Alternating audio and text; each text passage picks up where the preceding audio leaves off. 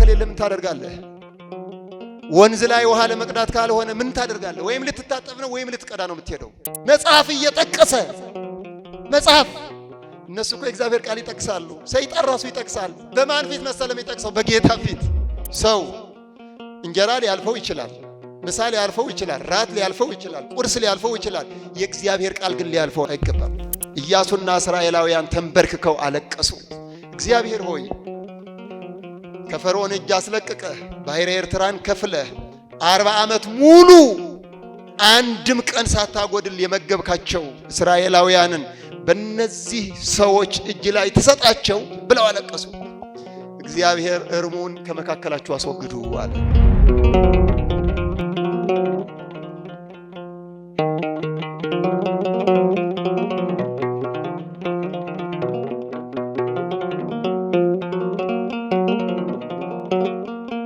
የቅዱስ ሚካኤል እውነትነት ይለወጣል። የቅዱስ ሚካኤል እውነትነት እውነት አይደለም ለካ ለማስባል እሱ ራሱ የብርሃን መልአክ መስሎ ጉብ ይላል። ልክ በአፎሚያ በድርሳነ ሚካኤል እንደምንመለከተው ሰኔ 12 እንደምንማረው አፎሚያ ቅዱስ ሚካኤልን ነው የምጠብቀው። የብርሃን መልአክ መስሎ መጣ። ራሱ የብርሃን መልአክ መስሎ እስኪመጣ ድረስ በምትሃት ይመጣል። ስለዚህ እውነትን ማጣመም አንዱ የሰይጣን የሽንገላ መንገዱ ነው። አሁን እኛ በጣም እየተታለልን ያለ ነው። በጣም እየተጨነቅን ያለ ነው። እውነቱን ከሐሰት መለየት አቅቶን ነው የተቸገርነው። ይሄ ነው። ሁላችሁም የማህበራዊ ሚዲያ ተጠቃሚዎች ናችሁ። እስኪ ማይጠቀማለ? እስኪ የምትጠቀሙ ማህበራዊ ሚዲያ የምትጠቀሙ አሳዩ። እጃችሁን ከፍ አድርጉ። መጠቀማችሁ ጥሩ ነው አይደለም? መልሱልኝ። ጥሩ ነው አይደለም? ጥሩ ነው። ጥሩም ባይሆነው እውነቱን ከሐሰት ትክክለኛውን ትክክለኛ ካልሆነው መለየት ሲያቅተን ነው። ጊዜያችንን ከአታላዮች አውድማ ላይ ፊት ለፊት ተዘርግተን ስንውል ነው። የሚገርም ነው። ገበያ ላይ ስራ ከሌለ ምን ታደርጋለህ? ወንዝ ላይ ውሃ ለመቅዳት ካልሆነ ምን ታደርጋለህ? ወይም ልትታጠብ ነው ወይም ልትቀዳ ነው የምትሄደው። አታላይወት መንደር ላይ ምን ታደርጋለህ? አታላይ ነው። አንተ ከማንም አትበልጥም፣ አንቺ ከማንም አትበልጭም። እኔ ጽኑ ነኝ ልንል አንችልም። ዛሬ አንዷን ነገ አንዷን ከነገ ወዲያ አንዷን እየሸረሸረ ለካ የተከተልኩት ትክክል አይደለም እንድንል ያደርጋሉ። እኛ ከአዳምና ከሔዋን እንኳን አንበልጥም። እነሱን አሳሳታቸው፣ አታለላቸው፣ እውነቱን አስቀየረባቸው። የሱን መልእክት ከተቀበሉ በኋላ ምን አጋጠማቸው? ሁለት ከባድ አደጋ አጋጠማቸው። አንደኛ ከእግዚአብሔር ተለዩ። ሁለተኛ ተሰጥቷቸው የነበረው የብርሃን ልብስ ተገፈፈ። ግልጽ ነው። ስለዚህ እኛም በዓለም ላይ ባለው ማታለያ ውስጥ አውድማ ላይ ቁጭ ብለን ጊዜያችንን አባክነን፣ በጣም የዋሆች እኮ ነን። ጊዜያችንን አባክነን ለጸሎት ትጉ ስንባል ይሄ ሰውነታችን ሁሉ የሚታመመው እንዲህ አድርጉ ስንባል መነሳት መቆም የሚያቅተን ሰዎች ለሌላ ነገር ሲሆን እንጣዳለን፣ ቁጭ እንላለን። 2 ሰዓት 3 ሰዓት 4 ሰዓት እንመለከታለን፣ እንከታተላለን። ስለዚህ ምን ይሆናል ማለት ነው? አንድ ከቤተ ክርስቲያን ይለዩናል፣ ከዚህ ጉባኤ ይለዩናል። 2 የተሰጠን ጸጋ ይለዩናል፣ ያስወስዱብናል። ይሄ ሁሉም የሆነው በሰይጣን የማታለያ ወጥመድ ነው። በሰይጣን የሽንገላ ወጥመድ ነው። የሽንገላ ወጥመድ። ስለዚህ መለየት ያለብን ማለት ነው። ለይታችሁ የሚጠቅሙንን እንዴ አንድ ሰው እኮ መዋጋት ከሌለበት ጦር ሜዳ ላይ መግባት አለበት እንዴ? የለበትም። ምን ያደርጋል? እኛ ኦርቶዶክሳውያንን ኦርቶዶክሳዊ አውድማ ላይ መጽሐፍ ቅዱስ ተይዞ በመጽሐፍ ቅዱስ ላይ የሚዘራው ግን መርዝ ነው። ለመጥቀስ የማቴዎስ ወንጌል ምዕራፍ 4 አትመለከቱም እንዴ? ሰይጣን ራሱ አዛኝ ርህሩህ መስሎ እውነቱን ለውጦ ኢየሱስ ክርስቶስ 40 ቀንና 40 ሌሊት ከጾመ በኋላ ተራበ ይላል አይደል መጽሐፉ? የሉቃስ ወንጌል ምዕራፍ 4 ከቁጥር 1 ጀምሮ እስከ 13 የማቴዎስ ወንጌል ምዕራፍ 4 ከቁጥር 1 ጀምሮ እስከ 8 ተመልከቱ። ተራበ ይላል። ከተራበ በኋላ ሰይጣን ራሱ አዛኝ ርህሩህ፣ ሰይጣን ያዝናል እንዴ? እስኪ ያዘነ አዝኖላችሁ ምግብ ያቀረበላችሁ ሰዎች እስኪ ያዝናል እንዴ? ድፍት ያርግሽ ነው እንጂ የሚልሽ ያቀርብና ሜዳ ይመስልናል። ከዛ በኋላ ጉድጓድ ነው። ሰላም ይመስልናል። ከዛ በኋላ መከራ ነው። እንጀራ አቅራቢ መስሎ ተርበሃል፣ አንተም ተርበሃል፣ እኔም ተርቤያለሁ፣ ይህንን ድንጋይ ዳቦ አድርገውና እንብላ። መጽሐፍ እየጠቀሰ መጽሐፍ እነሱ እኮ የእግዚአብሔር ቃል ይጠቅሳሉ። ሰይጣን ራሱ ይጠቅሳል። በማን ፊት መሰለም ይጠቅሰው? በጌታ ፊት። ደግሞ አያፍርም። ደፋር ነው በፈጣሪው ፊት። ስለዚህ ቃሉን ማጥናት፣ ለቃሉ ማደሪያነት ልባችንን መክፈት፣ እንደዚህ ቁጭ ብሎ ተረጋግቶ በቃሉ መስታወትነት እየተሰራ ያለውን ክፉ የሰይጣን ሴራ ማወቅ ቀዳሚ ተግባራችን ነው ሊሆን የሚገባው። ስለዚህ ሰው እንጀራ ሊያልፈው ይችላል፣ ምሳ ሊያልፈው ይችላል፣ ራት ሊያልፈው ይችላል፣ ቁርስ ሊያልፈው ይችላል። የእግዚአብሔር ቃል ግን ሊያልፈው አይገባም። እሁድ የምታስቀድሱ እጃችሁን አሳዩ። እሁድ የምታስቀድሱ ማታስቀድሱ፣ እሺ እሁድ ማታስቀድሱ ከፍ አድርጎ አይዟችሁ፣ አትፍሩ። አሁን እናንተ ምንድናችሁ? የማታስቀድሱ ተነሱ፣ ቁሙ። ቅጣት ነው። ቆማችሁ ነው የምትማሩት። ቁሙ። እውነቴን ነው። ቁሙ። ሁሉም አያስቀድስም እንዴ? መልአከ ምሕረት እንዴት ነው ነገር ነው? ከሌላ ውጭ ነው የመጡት፣ ከሌላ ቦታ ነው የመጡት። ቆይ እሁድ ካላስቀደስ መቼ ልታስቀድስ ነው? ወይ አንተ መንግስተ ሰማይ ነው ያለው? እየሰማችሁ ነው? ቆይሽ እሁድ ፌስቡክ ሳትጠቀሙ ትውላላችሁ? ቲክቶክ ሳታዩ ትውላላችሁ? እንዴት ሆኖ እሱ ነው ቅዳሴያችሁ፣ እሱ ነው የእናንተ አገልግሎት። ኦርቶዶክስ ከሆነ ኦርቶዶክሳውያን ናችሁ አይደላችሁ? ምናልባት ቃሉን እንሰማለን ወንጌል ይሰበካል ብላችሁ መጣችሁ ከሆነ እሰየው። ኦርቶዶክሳዊ ከሆንክ እሁድ የማስቀደስ ግዴታ አለብህ የለብህም? መልስልኝ። አለብህ የለብህም? እናስቀድሳ። ቤተ ክርስቲያን ያለችበት ቦታ ላይ ገስግሰህ ሂደህ አስቀድስ። ቃሉን ስማ፣ ጸበሉን ጠጣ፣ ቅዳሴውን አድምጥ፣ ትምህርቱን አስተማር ቁጭ ብለህ። ከዛ በኋላ አትወዛገብም። ላይ ታች በሚጎትቱ አትወሰድም። አለት ላይ ትመሰረታለህ። አሸዋ ላይ እንዴት ሆኖ ሰው እሁድ እንዴት ሳያስቀድስ ይቀራል? እናንተን ለማሳቀቅ ፈልጌ አይደለም፣ ግን ከነገ ጀምሮ ማስቀደስ አለብን የለብንም? እየሰማችሁኝ ነው? እሁድ እንጀራ ትበላላችሁ አትበሉም? ቆይ ለምን አልጠይቅም? ሌላ ጥያቄ። ትበላላችሁ አትበሉም? እሁድ እንጀራም ነው የሚያልፈው እና ቆይ እንጀራ ነው የሚበልጠው? የእግዚአብሔር ቃል ነው። ሰው ያለ እንጀራ መኖር ይችላል አይችልም? ያለ እግዚአብሔር ቃልስ አይችልም። ያለ እንጀራ መኖር እንደሚችል ተጽፏል።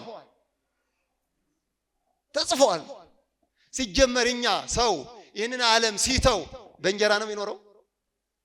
መልስ። በማን ነው የሚኖረው? እግዚአብሔር ቃል። የእግዚአብሔር ቃል ምግብ ሆኗቸው የሚኖሩ አሉ። ያለ እግዚአብሔር ቃል ግን እንዴት ይኖራል? አይኖርም። ስለዚህ ሰው ፕሮግራም አድርጎ የሚመገበውን ያህል ፕሮግራም አድርጎ የሚበላውን ያህል ፕሮግራም አድርጎ ለስጋዊ ነገር የሚተጋውን ያህል ካልሰራህ አትኖርም። ካላስቀደስክ ደግሞ መንፈሳዊ ሕይወት እየተሸረሸረ ትሄዳለህ። ለቅዳሴው ምንም ክብር አይኖረንም። አባቶች ቀድሰው ሲወጡ እንደ ኢምንት ነው የምንቆጥረው። አርአያ እግዚአብሔር ናቸው አባቶች፣ አዕይንተ እግዚአብሔር ናቸው። እሁድ ሲቀደስ አሃዱ አብ ሲባል ቀራንዮ ነው የሚተከለው። መስቀል ላይ የተከፈለልህ ዋጋ ነው የምታየው። ያንን የምታይበትን ትልቁን ብርሃን ያጨልምብሃል። ለምን? የሰይጣን ማታለያ ይመጣል። እንዲህ አሁን እኮ ደክሞሃል፣ ትናንትና ስራ ውለሃል፣ ነገም ስራ ትገባለህ፣ እንዲህ አይነት እድር አለብህ፣ እንዲህ አይነት ነገር አለብህ። በቃ ይሄ የሰይጣን ማታለያ ነው። እውነቱን በሐሰት እየለወጠ ክብራችንን አውቀን እንዳንጓዝ እያደረገ በማወቅ በማስተዋል አባቶቻችን ተጉዘው እስከዚህ አድርሰውናል። ስለዚህ እምነቱን ማጣመም የመጀመሪያው የሰይጣን ስራ ነው። ሁለተኛው ደግሞ እንዳናደርገው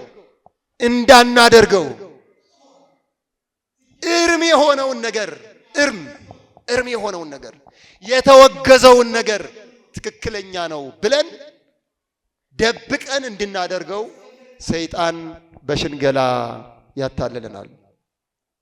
ለዚህ መጽሐፈ ኢያሱ ምዕራፍ 7 ላይ መመልከት ነው። እግዚአብሔር እስራኤላውያንን በተዘረጋ ክንድ በብርቱ ጉልበትና ኃይል በራሱ ስልጣን አሻግሯቸዋል ከግብፅ ምድር ወደ ከነዓን ላይ ሲደርሱ ከነዓን በጽኑ ግንብ ተገንብታለች። መዝለል አይችሉም፣ ክንፍ የላቸውም፣ መዋጋት አይችሉም። በጽኑ ግንብ ተገንብተዋል። በየቦታው ደግሞ ጦር ተሰልፈዋል እነሱን የሚዋጋ። ስለዚህ ያላቸው አማራጭ እግዚአብሔርን ማመስገን ነው። ባሕረ ኤርትራን የከፈልክልን፣ ባሕረ ዮርዳኖስን የከፈልክልን፣ ቀን በደመና ሌሊት በብርሃን አምድ የመራህን የአባቶቻችን የአብርሃም የይስሐቅ የያዕቆብ አምላክ እግዚአብሔር ሆይ ይህንን ከፊት ለፊታችን ያለውን ጽኑን ግንብ አንተ መደርመስ ትችላለህ ብለው 7 ጊዜ ዞረው እግዚአብሔርን ሲያመሰግኑ ያ ብርቱ ነው የተባለው ለዘመናት ብዙዎቹን ያንቀጠቀጡበት ጠላቶቻቸውን ያስፈሩበት የአጥር ግንብ ፈረሰ። በማን ኃይል? ክብር ምስጋና ለሱ ይሁን። ከዛ በኋላ ገብታችሁ የእግዚአብሔርን ሰዎች የሚቃወሙትን አጥፉ አለ እግዚአብሔር። ንብረታቸውንም ሁሉ አጥፉ፣ ወርቅ ብር የሆነው ወደ እግዚአብሔር ይግባ፣ የነካ ግን እርም ነው አለ። ማን? መሪያቸው ኢያሱ። ከነሱ መካከል አካን የተባለ አንድ ሰው እንደዚሁ እየበረበሩ ሲሄዱ ሙሉ ወርቅ የለበሰ ግምጃ አየ እና ከግምጃው ጋር ሌሎች ወርቆችም አገኘ። ያንን ደበቀ። እርም ነው አይደለም? እርም ነው። ከዛ በኋላ ከፊት ለፊታቸው የጋይ ሰዎች አጋጠሟቸው። ለነዚህ ሰዎች ብዙ ሰራዊት መውጣት አያስፈልገውም፣ ጥቂት ሰዎች ሄዳችሁ እነሱን ድል አድርጉ አላቸው ኢያሱ። የጋይ ሰዎች እነርሱን ድል አደረጓቸው። በእስራኤል ላይም ታላቅ ጉዳት ደረሰ። ኢያሱና እስራኤላውያን ተንበርክከው አለቀሱ። እግዚአብሔር ሆይ ከፈርዖን እጅ አስለቅቀህ ባሕረ ኤርትራን ከፍለህ 40 ዓመት ሙሉ አንድም ቀን ሳታጎድል የመገብካቸው እስራኤላውያንን በእነዚህ ሰዎች እጅ ላይ ተሰጣቸው ብለው አለቀሱ። እግዚአብሔር እርሙን ከመካከላችሁ አስወግዱ አለ። እስኪ እርሙን በሉ። ከመካከላችሁ አስወግዱ። ከማን አስወግዱ? ከመካከላችሁ። እሺ ቁጭ በሉ። አሳዘናችሁኝ በጣም። ስራ ላይ ውላችሁ ሩጫ ላይ ውላችሁ ደግሞ አቁሜ ባስተምራችሁ ደግሞ ነገ የዛሬ ሳምንት ወይም ነገ አንመጣም እንዳትሉ ደግሞ አቁሙ ብቻ ሳይሆን አንበርክኮም ማስተማር እንዳለ እንድታውቁ ብዬ ነው። ገዳም ላይ ነው። እርሙን እስኪ በሉ ከመካከላችሁ አስወግዱ። እርም ማለት ያልተፈቀደ የተወገዘ ማለት ነው። እርም የሆነውን ነገር እንዲነካ ያደረገው የሸነገለው ያባበለው ልቡን ያሸፈተው ሰይጣን ነው። ማን ነው? ሰይጣን ነው። እኛን አሁን እርም የሆነውን ነገር እያስነካን ነው አይደለም? መልሱልኝ። ነው አይደለም? ነው። እስራኤላውያን የተመቱት በማንም ጠላት ፊት እስራኤላውያን ኃይለኞች ናቸው። እርም ሲነኩ ግን ጉልበት የላቸውም፣ ልምሾ ናቸው። ልክ እሳት ፊት ቅቤ መቆም እንደማይችል ማለት ነው። ይቀልጣሉ። እርሙን ካልነኩ የእግዚአብሔር ሕግ ከጠበቁ ግን ተራራ ከፊታቸው መቆም አይችልም። አለት ይሰነጠቅላቸዋል፣ ንጹህ ውሃ ይመነጭላቸዋል፣ ጠላት ይበረግግላቸዋል። አሁን እርም ነኩ። ወገኖቼ ለምንድነው መንፈሳዊነታችን የሳሳው? ለምንድነው ከመንፈሳዊ ሕይወት የራቅ ነው? ለምንድነው ከመቅደሱ እየተለየን ያለ ነው? ሰይጣን እርም እያስነካን ይሆን? እርሙን እየነካን ይሆን? ለኛ ለኦርቶዶክሳውያን እርማችን ምንድነው? ቤተ ክርስቲያን ማትፈቅደውን ነገር ማድረግ ነው እርም ማለት። ለምሳሌ አንድ ነገር ልጥቀስላችሁ። አመንዝራነት እርም ነው አይደለም? እርም ነው አይደለም? ነው። ይሄን እርም የሆነውን ነገር የምትነካ ወጣት ከእግዚአብሔር በረከት እየተቆረጥክ ነው ያለው። እርም ነው። እግዚአብሔር የሚጸየፈውን ነገር እያደረክ የእግዚአብሔር ማደሪያ ነኝ ልትል አትችልም። ኢያሱ እርም የሆነውን ነገር ለማስወገድ እየለየ ሄደና አካን ጋር ደረሰ። አካን ጋር ሲደርስ ልጄ ያደረከውን በእግዚአብሔር ፊት ተናገር አለው። ካህነ እግዚአብሔር ነው ኢያሱ፣ መስፍነ እግዚአብሔር ነው ኢያሱ፣ ሁሉንም ወክሎ ቆመዋል። ተናገር አለው። ሰይጣን አታሎኝ ሸንግሎኝ የወርቅ ግምጃና ወርቆችን ደብቅ ያለው በድንኳን ውስጥ አሉ አለ። እግዚአብሔርንና ሕዝቡን አታላህ። ሂዱ አምጡ አለ። መጣ። እሱን አካንን፣ ቤተሰቡን፣ ንብረቱን ለዩ አለ። በድንጋይ ተወግረው ተገደሉ። ሕዝበ እግዚአብሔርን አስቆጥተዋል። የእግዚአብሔርን ረድኤት አሳጥተዋል። ወገኖቼ ብዙ እርም የሆነውን ነገር ነክተናል። ግድ የላችሁም። ከበረከት እንጎድላለን፣ ከመቅደሱ እንርቃለን። የእግዚአብሔር ክንድ እንዳይታጠፍብን፣ የእግዚአብሔር የማዳን ሥራ ከኛ እንዳይርቅ እኛ እርሙን ልናርቅ ይገባል። ከእርም እንለይ። ኦርቶዶክሳውያንን የእግዚአብሔር ማደሪያዎች ነን። የክርስቶስ ደመ ማኅተም የታተመብን ነው። ስለዚህ ብርሃን ከጨለማ ጋራ፣ ጣዖት ከታቦት ጋራ፣ የእግዚአብሔር ልጅ ከሰይጣን ልጅ ጋራ መኖር ይችላል? ይችላል ወይ? በቃ እግዚአብሔርን እሺ በሉት፣ ሰይጣንን እምቢ በሉት ይላል ቅዱስ ያዕቆብ።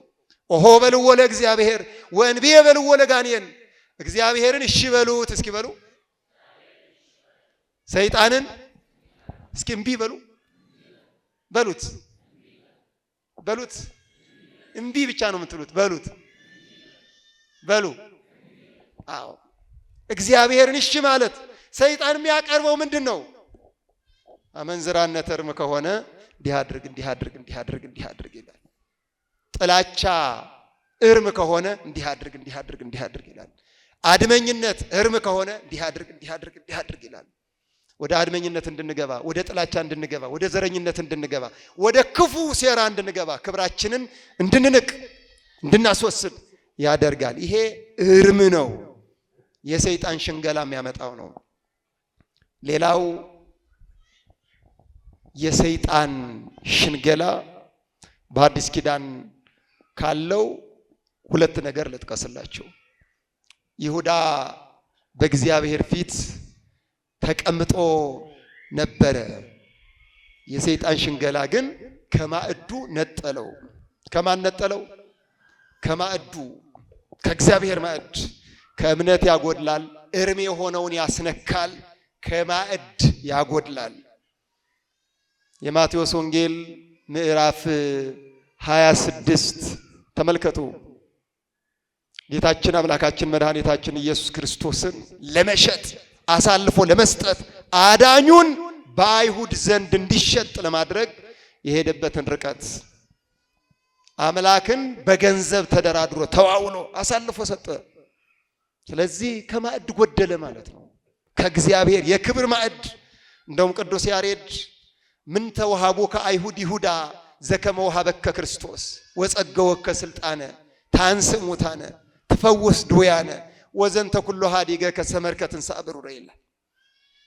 ምን ተወሃቦ ከአይሁድ ይሁዳ ዘከመ ወሀበከ ክርስቶስ ወጸገወከ ስልጣነ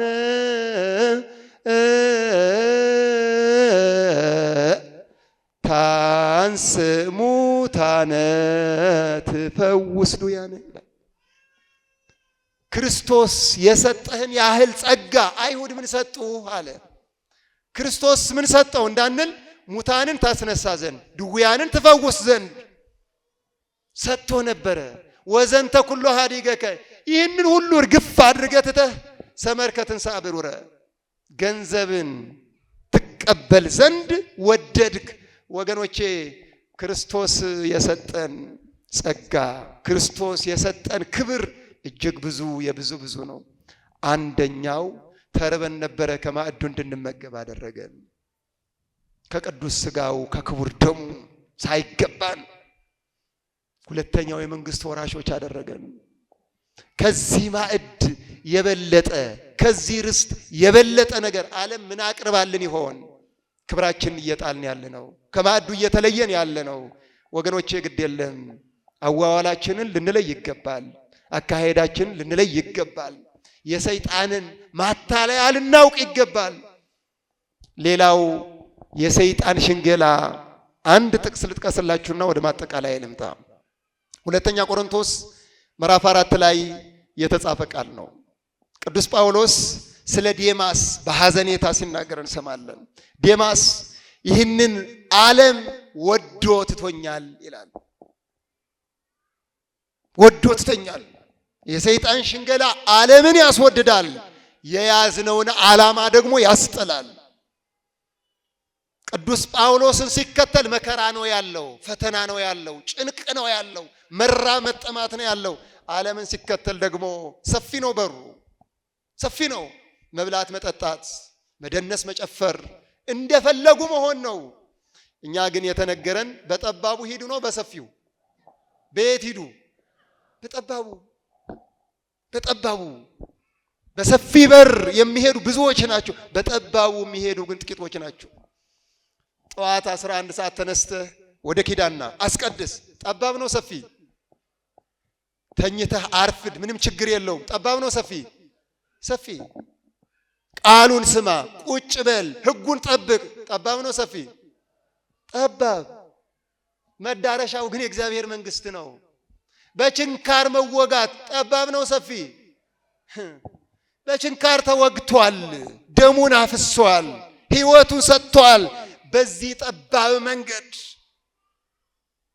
ጠባብ መንገድ አምላክነትን እንደ መቀማት አልቆጠረውም ይላል ቅዱስ ጳውሎስ።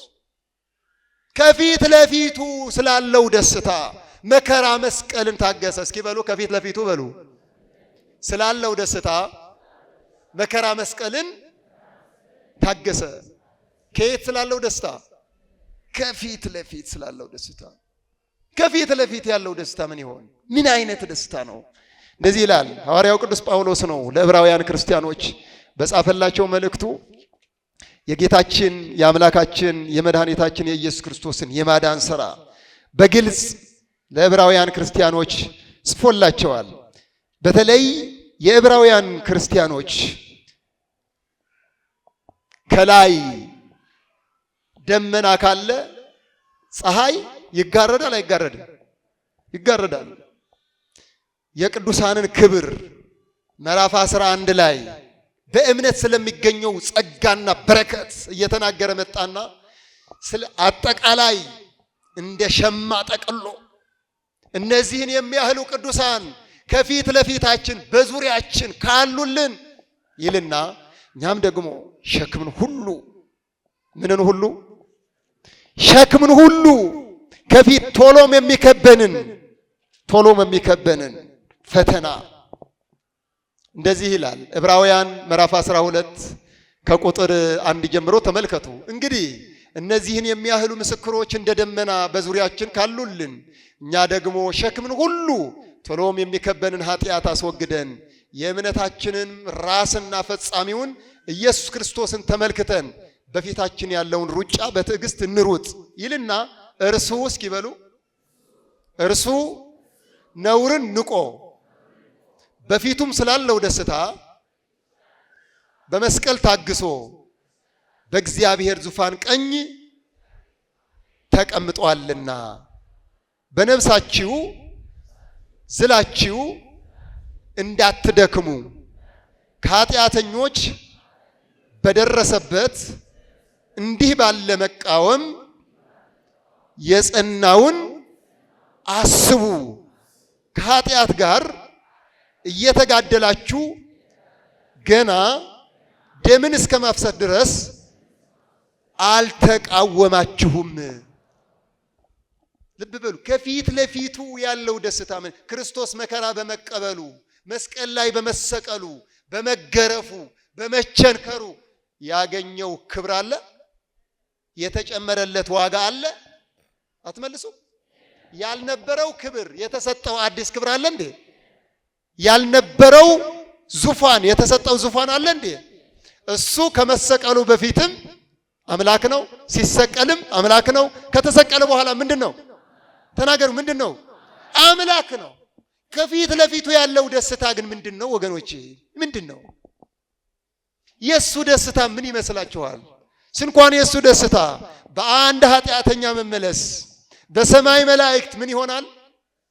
ምን ይሆናል? በስንት ኃጢአተኛ? የሚገርም እኮ ነው። በአንድ ኃጢአተኛ መመለስ ደስታው ለማህበረ መላእክት ጭምር ነው። ለምን? አንድ ሆኖ ከመላእክት ጋር ማንን ያመሰግናል?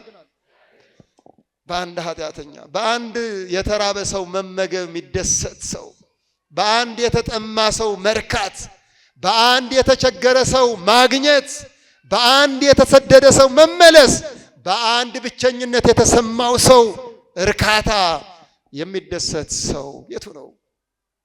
በአንድ ኃጢአተኛ መመለስ በእግዚአብሔር መላእክት ዘንድ በዓለም መላእክት ዘንድ ታላቅ ደስታ ይሆናል።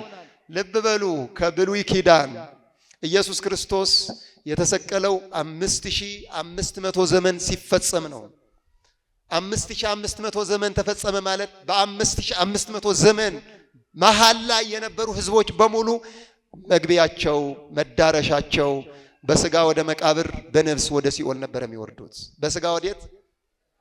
በነፍስስ ወደ ሲኦል። ከፊት ለፊቱ ስላለው ደስታ ማለት ከፊት ለፊቱ ስላለው ደስታ ማለት ከአዳም ጀምሮ እስከ ክርስቶስ መስቀል ድረስ የነበሩ በሲኦል ውስጥ የነበሩ ነፍሳት ወጥተው በዓለመ መላእክት ወደ ማደሪያቸው ወደ ስፍራቸው ሲመለሱ ስላለው ደስታ ሲል ስላለው ደስታ እኛ ከኃጢአት ወጥተን ወደ እርሱ እቅፍ ስንመጣ ደስ ይለዋል አይለውም? ይለዋል አይለውም? ይለዋል። እርሱ ስለኛ ደስታ መከራን ከተቀበለ እኛ ስለ ራሳችን ደስታ መከራ መቀበል እንዴት ያቅተናል? እንዴት የሰይጣን ሽንገላ መቃወም ያቅተናል? ስለዚህ የሰይጣን ሽንገላ ትቃወሙ ዘንድ የእግዚአብሔርን ዕቃ ጦር ልበሱ። እስኪ በሉ፣ የሰይጣንን ሽንገላ ትቃወሙ ዘንድ የእግዚአብሔርን ዕቃ ጦር ልበሱ። ምን ልበሱ? ምን ልበሱ? የእግዚአብሔርን ዕቃ ጦር። ነጥቦቹን ብቻ ልንገራችሁ ስለመሸ። የሰይጣን ሽንገላ መቃወሚያ መንገዶች 3 ነገር ብቻ ልጠቁማችሁ። የመጀመሪያ ጾም ጸሎት ነው። ምንድነው? ምንድነው? ጾም ጸሎት ምን ማድረጊያ ነው? የሰይጣን ሽንገላ መቃወሚያ። የሰይጣን ሽንገላ መቃወሚያ መንገድ የመጀመሪያው ጾም ጸሎት ነው። ራሱ ባለቤቱ እንደዚህ ይላል በማቴዎስ ወንጌል ምዕራፍ 26 ከቁጥር 1 ጀምሮ ወደ ፈተና እንዳትገቡ ምን በሉ? ትጉና ጸልዩ፣ መንፈስ ተዘጋጅታለች፣ ስጋ ግን ደካማ ነው ይላል። የሚጸልይ ተግቶ ነቅቶ በቤቱ የሚገኝ ቅድም ለዚህ ነው ቁሙ እስኪ የማታስቀድሱ ብዬ ያልኳችሁ። ስንኳን ዕለተ እሁድ አይደለም ቤታችሁን መቅደስ የጸሎት ስፍራን ማድረግ ያለባችሁ። ከዚህ ገብታችሁ ስትገቡ ተዘጋጅታችሁ፣ ምናልባት የተለየ የጸሎት ስፍራ ላይ ይኖራችሁ ይችላል። ቆማችሁ አልጋችሁ ላይ ቆማችሁ እግዚአብሔርን አመስግኑት። ቆሞ መራመድ ብርቅ የሆነባቸው ሰዎች አሉ።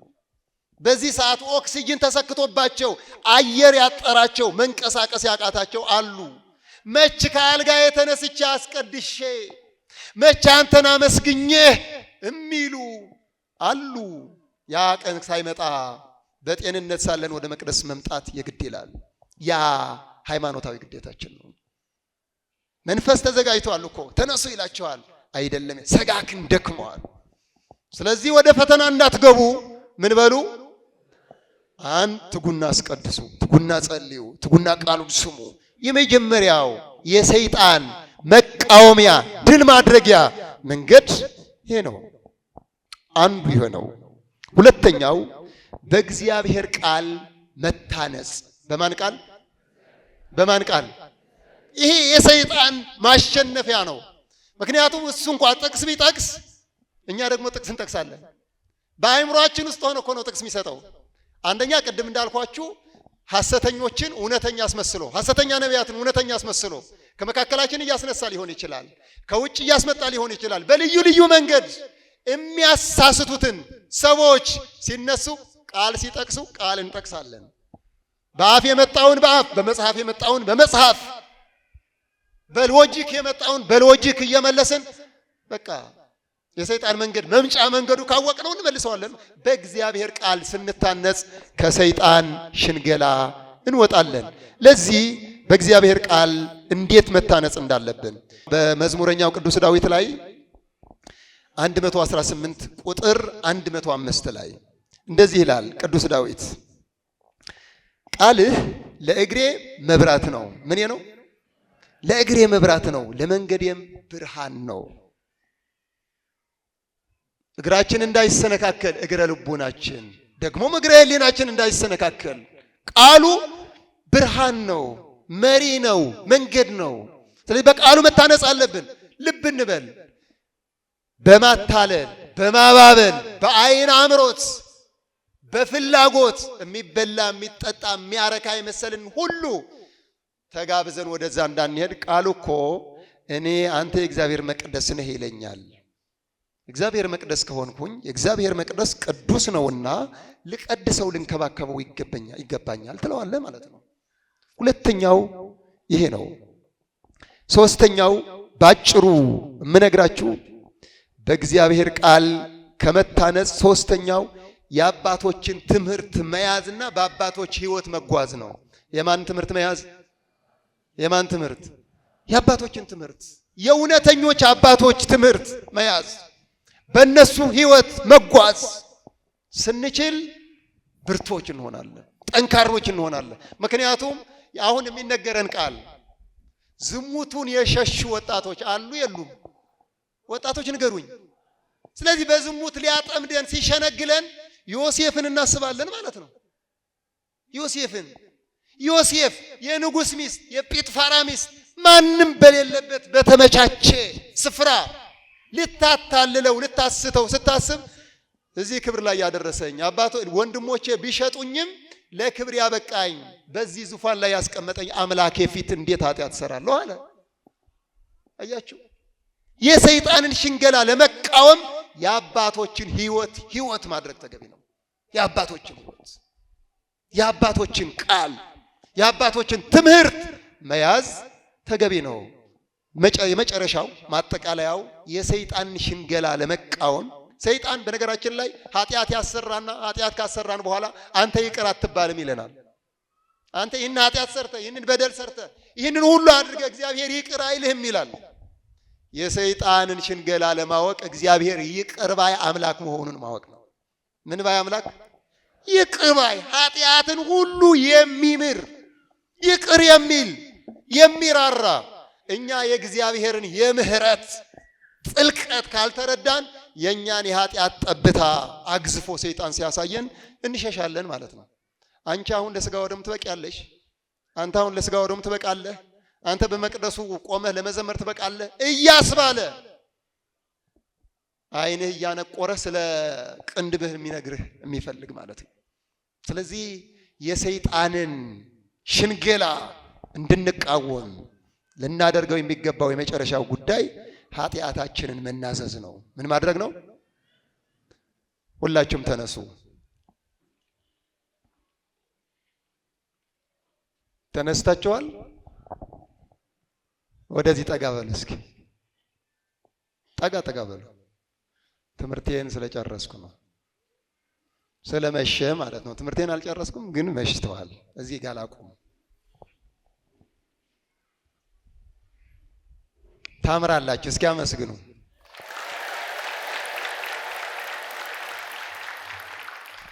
እግዚአብሔር ከአታላይ ሰው ይሰውራችሁ። አሜን በሉ። ከሸንጋይ ወዳጅ ይሰውራችሁ። እህቶች፣ ሸንጋኝ አፍቃሪ አጋጥሟቸው ያውቃል? አዎ አሉ። አዎ፣ አታላይ ማለት ነው። ከሱ ይሰውራችሁ። መድኃኒዓለም ከሱ ይሰውራችሁ፣ ከሚያታልል ከሚሸነግል። እኛስ እግዚአብሔርን እየሸነገል ነው ይሆን? በቃሉ እየተሸነጋገልን ይሆን? ስለዚህ ዛሬ እኔ መጠቅለያ ላደርግ የፈለኩት ነገር እስካሁን ሰይጣን ሸንግሎ ከእግዚአብሔር እቅፍ ነጥሎ አቆይቶናል። ከእግዚአብሔር እቅፍ መነጠል ማለት እዚህ ማምሸት በእግዚአብሔር እቅፍ መኖር ነው አንዱ። ግን ከእግዚአብሔር እቅፍ የምንነጠልበት መንገድ አንዱ ኃጢአታችንን እንዳንናዘዝ ማስቀረት ነው። ስለዚህ ዛሬ እዚህ ያለነው ሁላችንም ንስሐ መግባት አለብን ማለት ነው። የለብንም? ንስሐ ያልገባችሁ እስኪ እጃችሁን አሳዩ፣ ከፍ አድርጉ። ንስሐ ያልገባችሁ በጣም ነው የምታሳዝኑት። አታውርዱ። እኔ አሁን ይሄ የሁሉ የቃለ እግዚአብሔር መዓት እየዘነበ አያረጥባችሁም? ሰምታችሁኛል? ዝናብ ዘንቦ መሬቲቱ ፍሬ ካልሰጠች ገበሬው ተስፋ ይቆርጣል አይቆርጥም? መማራችን ጥሩ ነው፣ ዝናቡ ይዝነም። ግን እኛ ፍሬ መስጠት የለብንም? ወጣቶች የለብንም? ቆይ ከእግዚአብሔር ጋር ከመኖርና ከሰይጣን ጋር ከመኖር መቼም ለምርጫ ይቀርባል። ያ ማለት በብርሃን ከመመላለስና በጨለማ ከመመላለስ የትኛው ቢባል? ቀንና ሌሊት ምረጡ ብትባል ሌሊት ነው የምትመርጡት? ሌሊት የሚመርጠው የሰይጣን ፈረስ ነው፣ ለኃጢአት ስለሚመቸው። የብርሃን ልጆች ነን አይደለንም እኛ? ስለዚህ የብርሃን ልጆች ከሆን ብርሃን ወደ ሆነው ወደ እግዚአብሔር መምጣት የለብንም? ንገሩኝ፣ የለብንም ወይ? እስኪ መቼ ነው ንስሐ የምትገቡት? ወንዶቹ መቼ ነው ንስሐ የምትገቡት? እናንተን አላልኩም፣ ወደዛ አሻግሬ ነው ወደ አንተ እመጣለሁ በኋላ። መቼ ነው ንስሐ የምትገቡት? ለምሳሌ እግዚአብሔር ዛሬ ቢመጣ አረ ቆይ ጠብቀኝ እኔ ንስሐ ልግባ እንዴ ወደ የምን መቸኮል ነው ልትሉ ነው ወይ? እኔ አንድ ነገር ልንገራችሁ ወጣቶች፣ የኔ አካል የእግዚአብሔር መቅደስ ነው። እስኪ በሉ፣ የማን መቅደስ ነው? የእግዚአብሔር መቅደስ ከሆነ እናንተ ቤታችሁ እንዳይቆሽሽ ታጸዱታላችሁ አታጸዱትም? ቤታችሁ የምታጸዱትን ያህል የንጉሱ የእግዚአብሔር አካል የሆነውን ማንነታችንን እናጸዳው? እኛ ሰውነታችን ሲቆሽሽ ሻወር እንወስድ የለ? የቆሸሸው ውስጣዊ ልባችን ሻወሩ ወይም ደግሞ ማንጫው ውሃው ንስሐ ነው። ስለዚህ መቼ ነው የምትገቡት? መቼ እንደምትሞቱ ታውቃላችሁ? እና ለምንድን ነው ዝም የምትሉት እንዴ? ኦርቶዶክሳውያን ከሆን እኮ በምግባራችን፣ በንግግራችን፣ በህይወታችን ሁሉም መስተካከል አለብን። ሰይጣን እየሸነገለ ነው እስካሁን ያቆየን ማለት ነው። አወቅኩብህ በሉት እንጂ ከዛሬ ጀምሮ ካንተ ወጥቼ ወደ አባቴ እቅፍ ለመግባት ወስኛለሁ። ምን ለማለት? ወደ ማን እቅፍ? ወደ እግዚአብሔር እቅፍ ለመግባት የወሰነ ሰው የመጀመሪያ የሚያደርገው ከተጣላው ጋር ይታረቃል። ከማጋ አንገታችሁ አትድፉ እንዴ! አቤት እግዚኦ አትበሉ። ከተጣላው ጋር ይታረቃል። ሁለተኛ ያጠፋው ጥፋት ካለ ለመምህረ ንስሐው ለካህኑ ይናገራል። ለማን ይናገራል? ለማን? አሁን መዋይላችሁን አውጡ። መዋይል ያላችሁ መዋይላችሁን አውጡ። ማስታወሻ ላይ ጻፉ። ስልክ ቁጥር ልሰጣችሁ ነው። የስልክ ቁጥር መጻፊያ ሳይሆን ማስታወሻ ላይ ግቡ። ማስታወሻ ላይ ከዛሬ ጀምሮ በሉ። ጽሁፉ ላይ ነው እንጂ ጻፉ። ማስታወሻ ላይ ጻፉ። ልክ ስትከፍቱት ፊት ለፊት ስክሪን ላይ ታደርጉታላችሁ ማለት ነው። አሁን ምን ነግራችሁ ከዛሬ ጀምሮ የዕለት በደሌን ለመምህረ ንስሐዬ እናገራለሁ። ሰምታችሁኛል? አሁን አይ አንተ ንስሐ ለመግባት ይህን ያህል ብር መክፈል አለበት ተብለናል። ስለዚህ እግዚአብሔር መሐሪ ይቅር ባይ ስለሆነ በየትኛውም በደል ውስጥ ሆናችሁ ኑ። እግዚአብሔር አልከለከለንም። እግዚአብሔር በሩን አልዘጋብንም። የምህረት ደጁ እንደተዘረጋ ነው። የምህረት በሩ እንደተከፈተ ነው። የምህረት እጁ እንደተዘረጋ ነው። ሁላችንም ወደ ምህረቱ አደባባይ ልንመጣ ከፈለግን የሰይጣንን ሽንገላ የምንቃወምበት የመጨረሻው መፍትሄ ንስሐ ገብቶ በስጋ ወደሙ መታተም ነው። አምላካችን ነው ለእግዚአብሔር ንስሐ ገብተን ስጋውን በልተን ደሙን ጠጥተን የመንግስቱ ወራሾች እንድንሆን ይፍቀድልን። ይቆየን።